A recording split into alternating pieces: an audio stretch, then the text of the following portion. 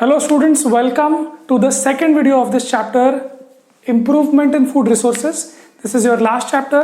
और जैसे मैंने आपको पिछले वीडियो में भी बताया था, फर्स्ट वीडियो में, कि ये वाला चैप्टर आपके सिलेबस में 2021 में नहीं आएगा एज पर CBSE.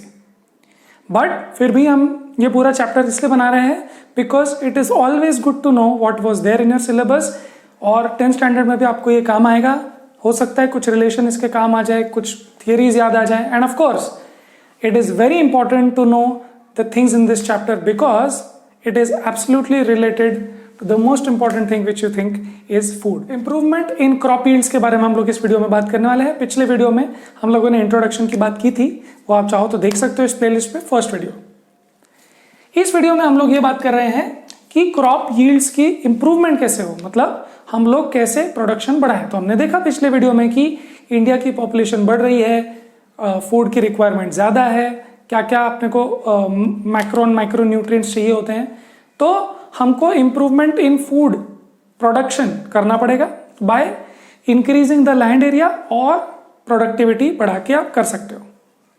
सो इस वीडियो में और आने वाले 4-5 वीडियोस में हम लोग इम्प्रूवमेंट इन क्रॉप यील्ड्स कैसे हम कर सकते हैं वो देखने वाले हैं. इस वीडियो में हम लोग स्टार्ट नहीं करेंगे, but to understand why and how we can improve the yield. So सबसे पहले ये समझते हैं कि कौन से क्रॉप्स हैं जो कौन से मेजर न्यूट्रिएंट्स आपको देते हैं. हर क्रॉप में कुछ ना कुछ चीजें होती ही है, थोड़ा प्रोटीन, थोड़ा कार्बोहाइड्रेट, थोड़ा फैट, सब में होता है. But the main source of carbohydrate for example are these: wheat, rice, maize, millet, sorghum. ना ये सब क्या है? तो definitely I will encourage you to Google things और maybe read a book and find out what these things are. So आपको पता है व्हीट, राइस और मेज, ये तो आपको पता ही है. बट मिलेट मतलब जैसे बाजरा, जवार जो इंडिया में यूज होता है, और भी कंट्रीज में और बहुत सारे टाइप के मिलेट्स होते हैं. एंड फिर सोरगम भी होता है. सो ये भी एक प्रकार का एक लेट्स से सीरियल ही है. सीरियल जो आप स्पेलिंग समझते हो ना, सीरियल्स,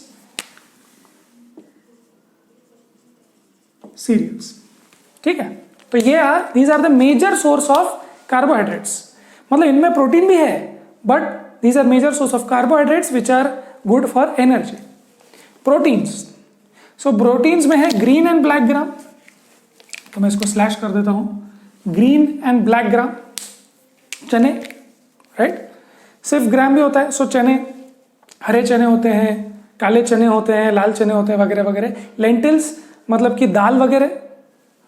पिजन पी, मटर जो होता है, या फिर और भी तरीके के जो आपने देखे होंगे, चने, दाल, कुलिथ वगैरह, जो भी ये सब लेंटिल्स हैं या जिनको आप बोलते हो पल्सेस हैं, these are major sources of protein. इसमें प्रोटीन बहुत है, मतलब इनमें भी प्रोटीन है और इनमें भी कार्ब्स तो है ही, सब में सब कुछ है, बट इसमें प्रोटीन की मात्रा इनसे ज्यादा है. ओके. नाउ फैट्स भी हम लोग को चाहिए, राइट. तो फैट्स मिलते हैं हमको सीड्स में से, जो कि सोयाबीन, सेसेमी मतलब तिल्ली, मस्टर्ड मतलब राई, या फिर आप समझते हो ना वो राई बोलते हैं हिंदी मराठी में, बोलते हैं मोहरी बोलते हैं मराठी में, ठीक है ना. So okay, mustard, sunflower, groundnut, ये सब रीजन वाइज इंडिया में कहीं कहीं पे लोग अलग अलग तेल यूज करते हैं. विटामिन एंड मिनरल्स कहाँ से मिलेंगे अपने को? विटामिन एंड मिनरल्स इससे भी मिलते हैं, but major source vegetable, spices and fruits में से अपने को मोस्टली विटामिन एंड मिनरल्स मिलते हैं, राइट. फॉर एग्जाम्पल, अगर आप let's say if you eat fruits, तो आपको उसमें से vitamin A, vitamin C, vitamin B, ये सब चीजें मिल सकती हैं. वेजिटेबल्स, फ्रेश वेजिटेबल्स वगैरह से, है ना, जो लीफी वेजिटेबल्स होते हैं उसमें से आपको काफी मिलता है न्यूट्रिएंट्स. देन फॉडर क्रॉप्स, सो ये तो इंसान खाते हैं, but for animals also you have बरसीम एंड ओट्स वगैरह वगैरह. ये जो क्रॉप्स ग्रो होते हैं फॉर देम एज फूड. वैसे ओट्स तो इंसान भी खाते हैं, बट मोस्टली ये सारी जो क्रॉप्स हैं वो आपने देखे ना. देखो, हमको इंप्रूवमेंट इन क्रॉप यील्ड्स कर रहा है, तो हमको ये तो समझ में आना चाहिए कि कौन से क्रॉप्स होते हैं जो हमको इंटरेस्ट है खाने में, और वो क्रॉप्स की ग्रोइंग कंडीशंस क्या है वो हमको पता होना चाहिए. जैसे कि different plants require different climate, temperature, photo periods. जैसे कि अभी जैसे लेट्स से स्ट्रॉबेरी को एक ठंडा सा क्लाइमेट चाहिए।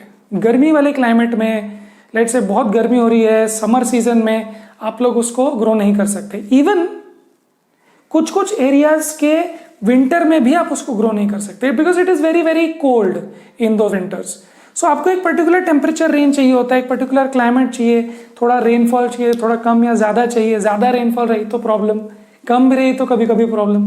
So for better yields, for better output, you need that optimum climate which includes temperature, let's say rainfall, है ना। एंड फोटो पीरियड्स का मतलब है दिन, फोटो मतलब लाइट। सो लाइट के पीरियड्स मतलब लाइट कितने दिन तक, कितनी देर तक लाइट चमकती है। जैसे if you talk about let's say rainy season में सन ज्यादा है नहीं, है ना, बहुत डिम हो जाता है, it sun does not shine bright. So in those scenarios photoperiods are very important, right, because plants need sunlight to make food. So कभी कभी कुछ प्लांट्स को सनलाइट कम चाहिए होती है, कभी कभी किसी को ज्यादा चाहिए होती है ना। कभी कभी किसी को रनिंग वाटर चाहिए होता है। जैसे टी गार्डन्स आपने देखे होंगे। Tea gardens are best suited on mountains where the slope is let's say 20 degrees to 40 degrees, something like that, slopes, so that water can easily run off. Water ज्यादा उनको stored नहीं चाहिए। सो बहुत सारे conditions होते हैं, it relates to each and every plant. Different plants require different conditions for growth and completion of life cycle, right. So इसी प्रकार हमारे दो टाइप्स के प्लांट्स हम लोग, दो टाइप के क्रॉप्स हम लोग डिफाइन करते हैं। एक तो खरीफ क्रॉप्स जो रेनी सीजन क्रॉप्स होते हैं, जिनको आप जून टू अक्टूबर इंडिया में आप लोग उसको ग्रो कर सकते हो, जिसमें इंक्लूडेड है पैडी मतलब कि राइस, सोयाबीन, मेज, कॉटन। इनको आप रेनी सीजन में आप ग्रो करते हो, ठीक है। जैसे विंटर सीजन के अलग क्रॉप्स होते हैं, जैसे नवंबर टू अप्रैल में वीट, ग्राम, मस्टर्ड, लिनसीड। तो wheat is a very famous example कि वो ठंडी में ग्रो होता है, ठंडी विंटर में, ओके। और वो ऐसे रीजन्स में ही ग्रो होता है जहां पर ठंडी हो। जैसे साउथ इंडिया में अगर ठंडी कम है, ठंडी के सीजन में भी ठंडी कम है, तो वहां पर ग्रो नहीं होता है। बट नॉर्दर्न इंडिया में जहां पर एक्सट्रीम क्लाइमेट्स है तो ठंडी भी ज्यादा होती है, वहां पर वीट ज्यादा ग्रो होता है। साउथ इंडिया में रेनी सीजन ज्यादा होता है, रेन ज्यादा होता है, वार्म क्लाइमेट्स होते हैं। Even in summer season, even in winter season in South India, it's not very very cold. So paddy is grown and paddy is eaten, मतलब कि rice is eaten. Why? Because वहां grow होता है और वहां के लोग खाते हैं। वीट कौन लोग खाते हैं?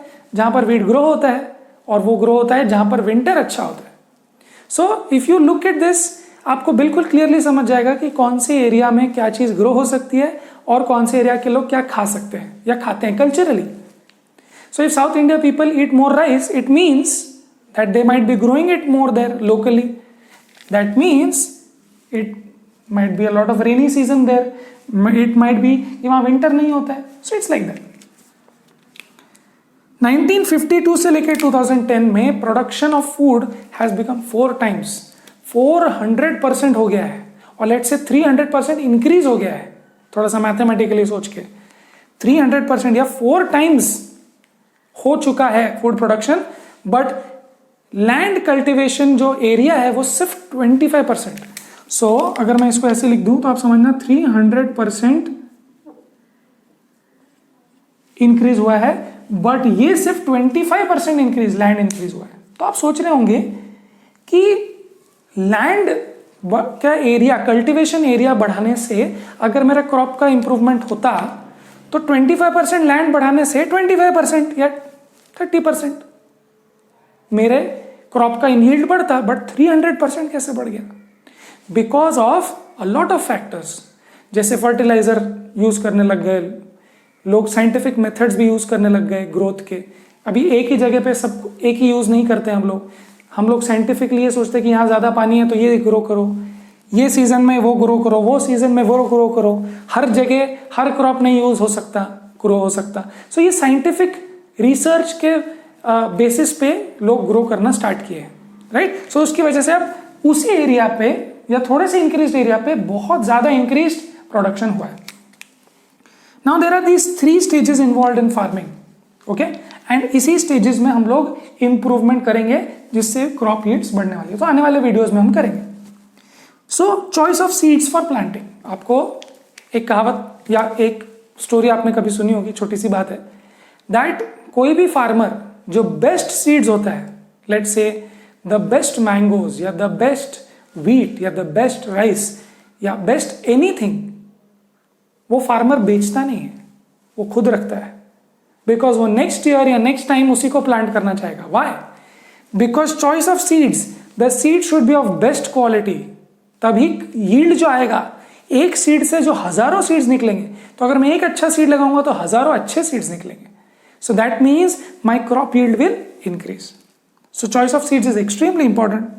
नर्चरिंग द क्रॉप प्लांट्स, मतलब आपने सीड लगा दिया, अब ग्रोथ होने वाली है, तो उसके लिए आपको पानी डालना जरूरी है, टाइम टू टाइम मैन्योर डालना जरूरी है, उसको अगर आपको एक पर्टिकुलर टेम्परेचर में रखना है तो वैसे रखेंगे, उस तरीके से आप उसको नर्चर करते हो उस क्रॉप प्लांट्स को। सिर्फ ग्रो हो गया तो अपने आप नहीं होगा, you have to take some care, पानी देना पड़ेगा वगैरह। And protection of growing and harvested crop, तो आपने उसको नर्चर कर लिया, आप ग्रो हो रहा है तो आप उसको प्रोटेक्ट भी कर रहे हो, जैसे आप प्रोटेक्ट कर रहे हो फ्रॉम हार्श क्लाइमेट्स, आप उसको बारिश से, बहुत ज़्यादा बारिश होगी तो आप उससे प्रोटेक्ट कर रहे हो उसको, या फिर आप उसको हार्वेस्टेड क्रॉप सपोज हो गए आपके, मतलब आप उसको हार्वेस्ट करके रख दिए गोडाउन में, तो आपने उसको ऐसे गोडाउन में रखा हुआ है जहां पर वो लेट से स्टोर रहे फॉर लेट से 1 मंथ 2 मंथ्स 3 मंथ्स।